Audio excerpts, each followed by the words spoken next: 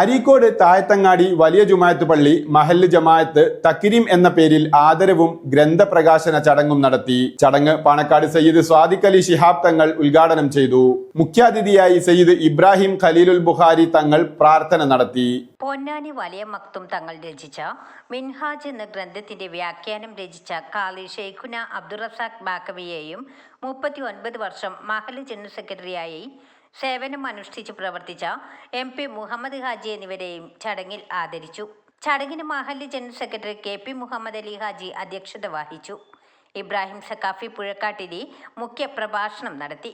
അബ്ദുൽ ഹമീദ് അൻവരി പൂവത്തിക്കൽ ഗ്രന്ഥത്തെ പരിചയപ്പെടുത്തി. റഹ്മത്തുള്ള മഹല്ല് treasurer N Muhammad Ali Haji, vice president Sulfikar, secretary Sajeer Jolly, Kadooran Noushad Ali, Ahammed Kutty PP, Mundodan Jafar, KP Nasar master, CT Ibrahim, Asim Vilakkathil, Khalid MT Khalid, Thuvakkadan Abu തുടങ്ങിയവർ ആശംസകൾ നേർന്നു. മഹല്ല് ഖത്തീബ് JC മുഹമ്മദ് ബഷീർ അദനി സ്വാഗതവും മഹല്ല് vice president KP Abdulla master ചടങ്ങിന് നന്ദിയും പറഞ്ഞു.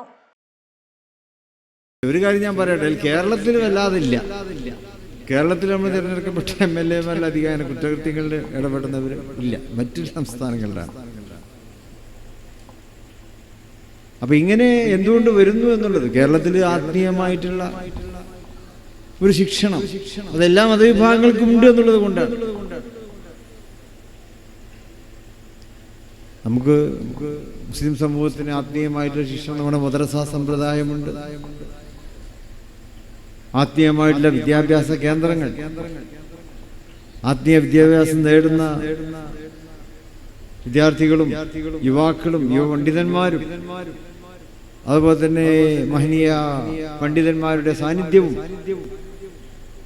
ഓരോ വർഷവും ഓരോരോ കോളേജുകളിൽ നിന്നും മതപരമായ ബിരുദങ്ങൾ വാങ്ങി പുറത്തു വരുന്ന ആയിരക്കണക്കായിട്ടുള്ള യുവ പണ്ഡിതന്മാർ, ഇതൊക്കെ തന്നെ കേരളത്തിന്റെ പ്രത്യേകതയാണ്.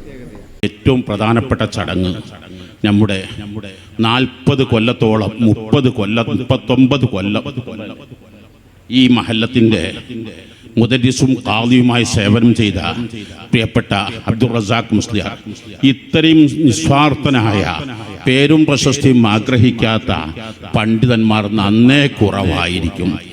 ഏത് വിഷയങ്ങളാണെങ്കിലും അത് ആധികാരികമായി ദർസ് നടത്താൻ കഴിവുള്ള പണ്ഡിതരിൽ അത്യാദരണീയ പണ്ഡിതർ അവർ എഴുതിയ കിതാബ് കുറേ ഭാഗങ്ങളൊക്കെ മുത്താഹല ചെയ്തു. എനിക്കത് വല്ലാതെ ഇഷ്ടപ്പെട്ടു. അത് പരമാവധി എല്ലാവരും വാങ്ങുക. മാത്രമല്ല അതിൻ്റെ അടുത്ത എഡീഷനുകളും അതിൻ്റെ വാള്യങ്ങളും പെട്ടെന്ന് ഇറക്കാൻ ഉസ്താദിന് തൗഫീക്ക് നൽകണേ അല്ലാഹ്. ന്യൂസ് 10 അരീക്കോട്. വാർത്തകൾ നേരത്തെ അറിയാൻ Facebook പേജ് ലൈക്ക് ചെയ്യൂ, ചാനൽ സബ്സ്ക്രൈബ് ചെയ്യൂ.